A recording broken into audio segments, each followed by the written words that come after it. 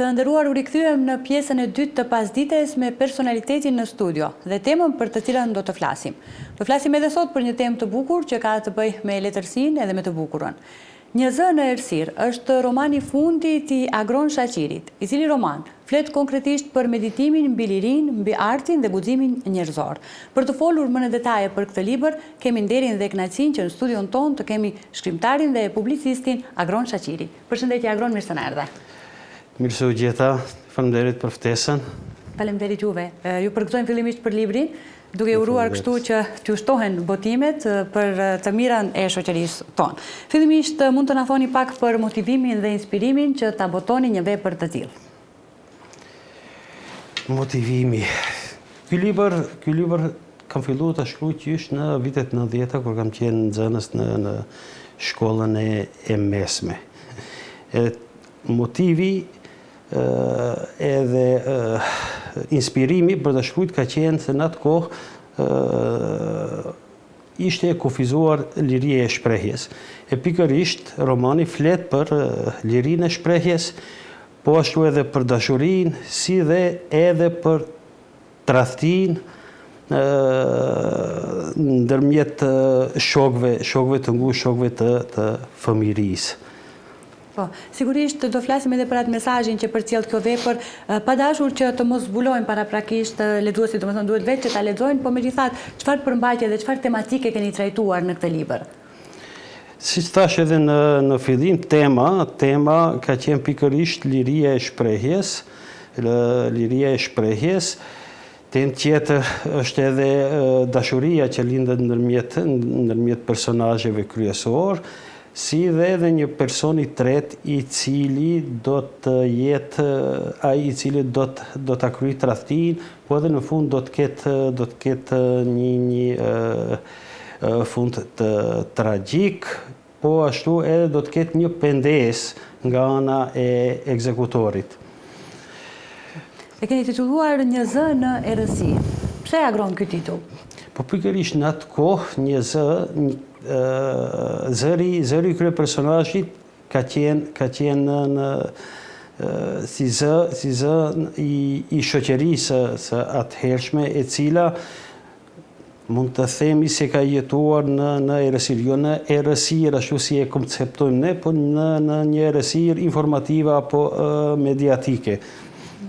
Ky është romani juaj i parë, apo? Po, ky është romani im i parë. Po ashtu, unë kam edhe disa projekte tjera, janë 2 a 3 projekte të cilat, kur do të vi koha, do të botohen ato edhe do të jenë në duart e lexuesve. Megjithatë, kështu keni hapur rrugën për të botuar edhe botime të tjera realisht përmes këtij libri. Patjetër, detyra e një shkrimtarit është që të mos ri i zgjuar, që të mos ri i rehatshëm. Ai duhet çdo herë që ta detektoj një problematik dhe në fund ta llocoj tek opinioni, pastaj opinioni do të dijë se çka do të bëjë me atë. Do ta vlerësoj apo do të dijë se si do ta vazhdoj jetën më të qetë. Megjithatë, ky libër që mua më inspiron shumë që ta lexoj, jam shumë kurioze ta di se për çfarë flitet në këtë roman, por megjithatë sigurisht edhe shikuesit, qytetarët do duan ta kenë në duart e tyre. Ku mund ta gjejmë këtë libër? Po, librin mund ta gjeni në librarinë Albas në Tetov, në Prishtinë edhe në Tiranë. Do të thënë në librarinë Albas mund ta gjeni këtë libër të Agron Shaqirit për të gjithë ju të cilët dëshironi që ta keni në duart tuaja, në shtëpitë tuaja apo edhe ta lexoni. Po megjithatë për ta botuar një vepër të tillë sigurisht që është dashur edhe mbështetje të keni. Kush ju ka mbështetur në këtë drejtim? Pikërisht prej këtu shfrytëzoj rastin që t'i falenderoj përzemërsisht disa shokë të cilët jetojnë dhe veprojnë jashtë vendit, është edhe një shoqat për shefcat që duhen. Në mesin asaj shoqates ka edhe një grup që quhet grupi elitar, të cilët ishin njerëzit të cilët vlerësonin fjalën dhe vlerësonin dijen dhe vendosën që financiarisht të më ndihmojnë, që unë ta botoj këtë libër. Andaj unë jam shumë faleminderues për punën që kam bërë, ashtu duhet të ndiqen hapa të tillë edhe me krijues tjerë të cilët nuk kanë mundësi gjetarin deri tek botimi, sepse çdo gjë që është e shkruar është më mirë të jetë në letër, të ngelet si dëshmi, se sa të ngelet në përsirtaret e çdo kujt. Do të thënë, përveç këtyre, ju ka mbështetur dikush tjetër për ta votuar këtë libër, apo janë vetëm këto shoqatat e dashamirë? Vetëm këta, po ashtu e falenderoj edhe botuesin i cili është sjell në mënyrë shumë transparente dhe profesionale në realizimin e këtij projekti. Po, megjithatë Agrone pak më herët përmendëm edhe për leximin dhe shkrimin edhe të teksteve të tjera. Ju përveç që jeni publicist dhe shkrimtar, njëkohësisht jeni dhe autori teksteve që trajtojnë tematika të ndryshme që kanë të bëjnë me jetën politike, me sociologjinë e me shumë tematika të tjera. Nga motivoheni më shumë për këto tema, nga përditshmëria jonë ose? E thatë edhe vetë, është përditshmëri. Njeriu kur zgjohet në mëngjes ulet, se ne kemi ritual kafen. Po, në mëngjes. Nuk është vetëm pirje e kafes, po ne kemi edhe ritual. Edhe çdo herë kur ulem ta pi një kafe, vërej diçka, reflektoj, dhe atë reflektimin unë e shkruaj jo thjesht për estetik, vetëm për ta bërë me dije, sepse shoqëria jonë është e mbushur me padrejtësi, gjallëzi, hipokrizi e kështu me radhë. Shumë vese negative kemi dhe unë dua që përmes shkrimit që ti luftojmë ato dukuri. Çdo kush duhet të këndellet ose ta marrë veten si shembull edhe mos t'i vazhdoj gjërat e tilla, sepse ata na kanë lënë aty ku jemi. E në qoftë se ne nuk ndryshojmë, ne do të ngelemi prapë. Ne duhet të ecim përpara. Duhet ta kuptojmë botën me një sy ndryshe. Pikërisht janë këto shkrimet të cilat ju i përmendi dhe janë të dobishme për shoqërinë, edhe për ta zgjuar ndoshta zërin e qytetarëve brenda tyre, apo për të ngritur zërin për fenomene destruktive ose negative në shoqërinë tonë. Po megjithatë, cili është roli që ka publicisti ose shkrimtari në një shoqëri? E thash edhe pak më, roli i shkrimtarit është që të mos riheshtur. Ai duhet çdo herë të shkruaj. Pavarësisht gabimeve. Gabimet janë njerëzore dhe njeriu kur shkruan bën gabime. Në qoftë se ki bën një herë gabim, herën tjetër nuk do të bëj. Unë i sugjeroj të rinjve që sa më tepër të lexojnë, të shkruajnë, pavarësisht a kanë gabuar apo nuk i kanë rënë shenjës në kokë, ata të shkruajnë. Sepse vetëm ashtu mund të ecim përpara. Njeriu duhet të jetë çdo herë vetvetja. Po marr parasysh se si do të interpretohet në opinion ajo, ai duhet ta bëjë atë. Nëse mendon se duhet ta shkruaj diçka, le ta shkruaj lirisht. Megjithatë, kur përmendëm Agron çështjen e shkrimeve, njëkohësisht edhe të leximit, në anën tjetër jemi në epokën e rrjeteve sociale ose në epokën digjitale. A ka ndryshuar mënyra e të shkruarit për çështje të ndryshme qytetare në këtë epokë të rrjeteve sociale? Fatkeqësisht apo fatmirësisht, të themi ka ndryshuar forma. Është paraqitur një dukuri jo vetëm këtu tek ne, por në të gjithë globin. Si njerëzit janë aq shumë të bombarduara me informacione, sa që duan informacione t'i marrin sa më shkurt e më qartë. Nuk duan më të lexojnë siç kanë lexuar gjyshërit tanë, duan sa më shpejt. Dhe për ata shkrimtari edhe publicisti duhet që të mendojë edhe në këtë aspekt, sepse duhet sa më shkurt e sa më qartë t'i bëj shkrimet e veta. Megjithatë, ju keni filluar qysh në moshë të re të shkruani. Cilat kanë qenë shkrimet e para? Ju kujtohen? Shkrimet e para kanë qenë në revistën Gëzimi dhe Fatosi. Shkollën fillore. Atëherë kam shkruar edhe poezi, si çdo fëmijë. Pastaj gjatë shkollës mesme, po ashtu kam vazhduar, më nuk kam publikuar diçka derisa në kohën e studimeve kam qenë në vitet e konfliktit të armatosur në Kosovë. Jo konfliktit, po ajo ka qenë luftë, ku kam qenë unë përfaqësues korrespondent i Kosova Presit, si dhe kam pas edhe disa shkrimet mia publicistike në revistën e përditshme të atëhershme Rilindja çka ishte. E pastaj më vonë kam filluar të shkruaj në rrjetet sociale, në për portale të ndryshme. Çdo herë kam shkruar. Derisa u botua edhe vepra jote e parë. Dhe do të presim sigurisht edhe veprën tjetër, romanin e dytë që besoj ke gati. Patjetër, i dyti, i treti edhe i katërt. I dyti është gati. Gati është një vepër shumë interesante, sepse unë për ndryshe nga autorët tjerë nuk lëvroj një letërsi klasike shqiptare. Thjesht më tepër më nxisin të shkruaj thriller të natyrave të ndryshme, e veçanërisht libri i ardhshëm do të jetë pikërisht një nga thrilleret më të fuqishme që unë kam arrit që ti shkruaj.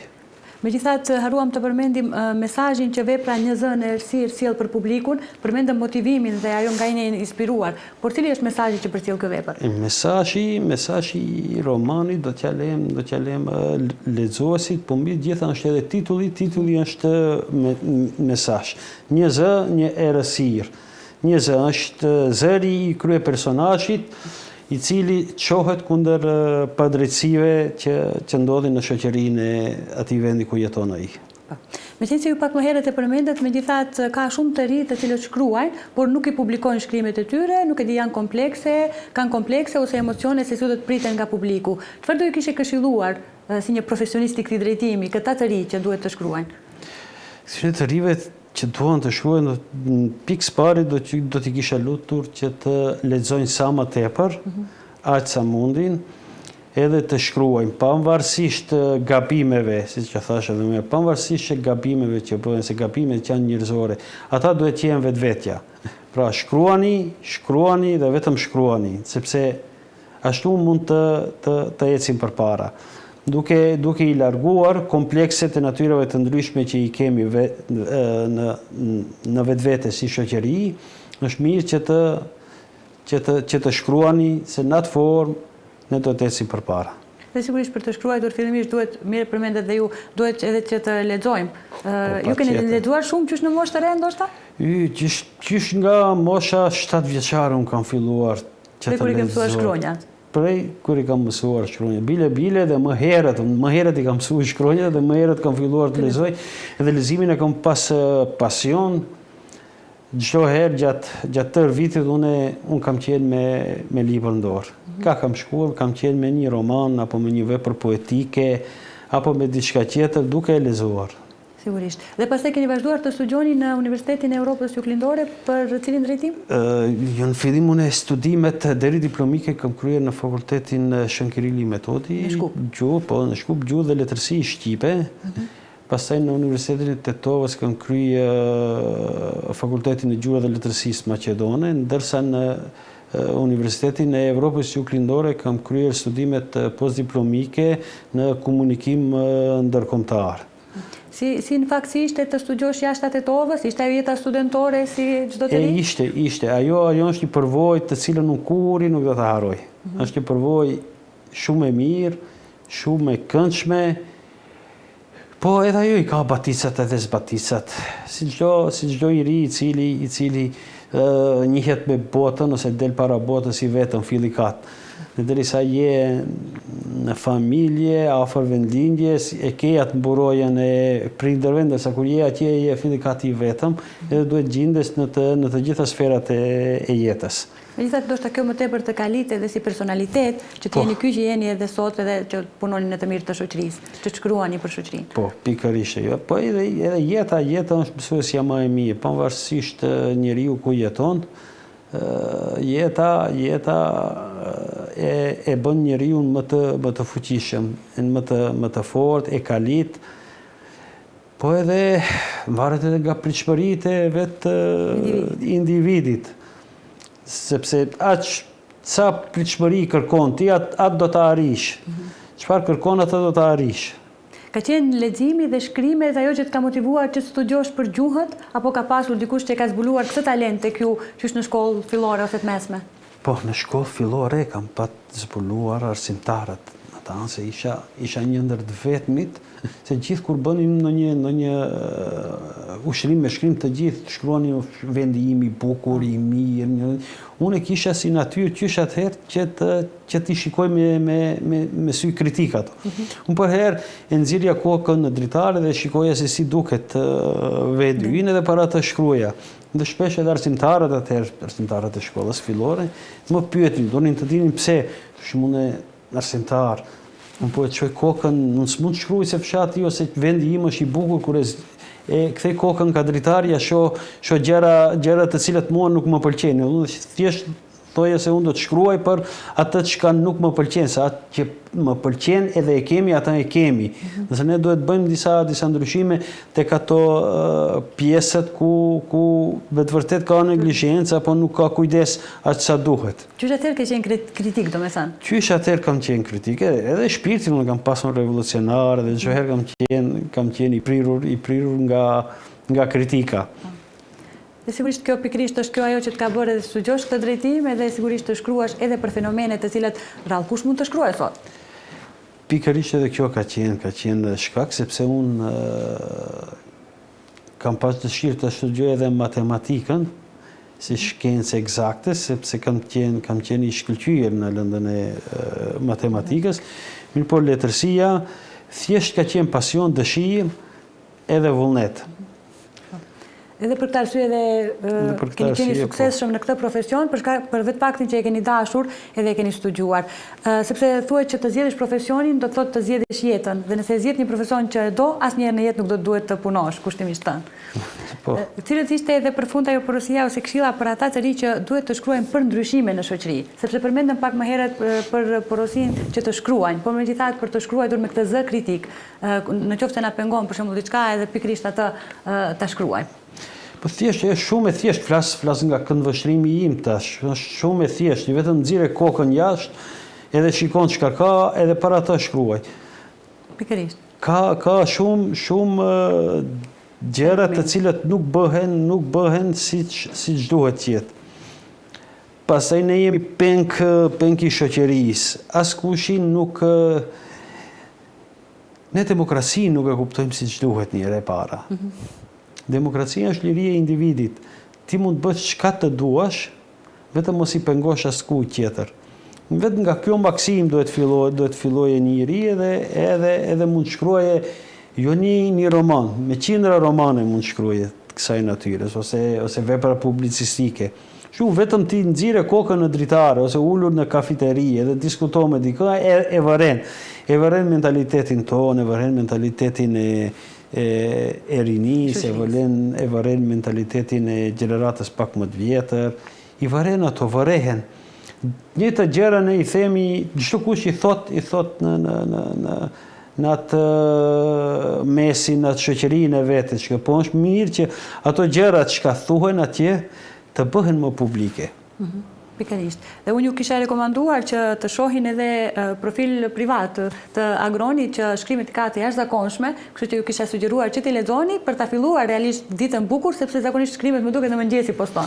Po e thash unë në mëngjesi, bëj se në mëngjes ulem aty para se më fillu punë, ulem ta pi një kafe edhe vërej diçka edhe shkruaj një 2-3 rresha, atë mjafton që të godasim në një fenomen i cili me të vërtet na tangon ne si shoqëri. Edhe që të diësohemi edhe si shoqëri.